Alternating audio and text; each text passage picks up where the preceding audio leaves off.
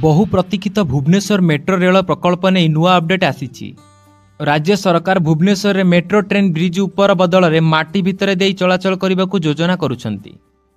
एथिपाई प्रायतः प्रस्तुति संपर्कित आलोचना मध्य हो सारी। कोलकाता मेट्रो ट्रेन भली भुवनेश्वर मेट्रो रेल अंडरग्राउंड हेब। भुवनेश्वर मेट्रो रेल प्रकल्प नहीं पूर्त मंत्री पृथ्वीराज हरिचंदन गणमाध्यम को सूचना देइछंती।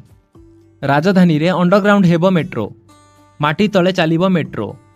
गणमाध्यम को सूचना देई श्री हरिचंदन कहिसंती राज्यर राजधानी भुवनेश्वर जनसंख्या द्रुत गति बढ़िबारे लागिछि।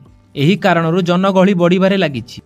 भुवनेश्वर रे जेउ भली भाबे दिनकु दिन भिड़ नियंत्रण बाहर को जाउछि, एहाको दृष्टि रखी राज्य सरकार एक बड़ प्लान करिसंती। सेथिपाई भुवनेश्वर मेट्रो रेल प्रकल्प को अंडरग्राउंड करने को निष्पत्ति होईछि। गत वर्ष जनवरी पहिला रे तत्कालीन मुख्यमंत्री नवीन पट्टनायक मेट्रो रेल पाई त्रिशूलिया निकट रतगढ़र लेंकासाही रे आयोजित एक कार्यक्रम रे भित्तिप्रस्तर स्थापन करथिले। एही प्रकल्प पाई मोट 6255 कोटी टंका व्यय होईछि। समस्त खर्च राज्य सरकार बहन करिवे। प्रकल्पर प्रथम पर्यायर भुवनेश्वर एयरपोर्ट ठारू त्रिशूलिया छक पर्यंत 26 किलोमीटर पर्यंत ए मेट्रो रेल चलिबो। परवर्ती समय रे यह एससीबी पर्यंत संप्रसारण हेबो।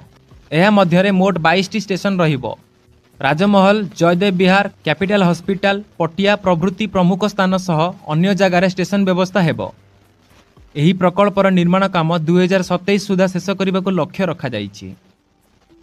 एही भली खबर अपडेट पई आम सह जोड़ी होई रुहंतु। धन्यवाद।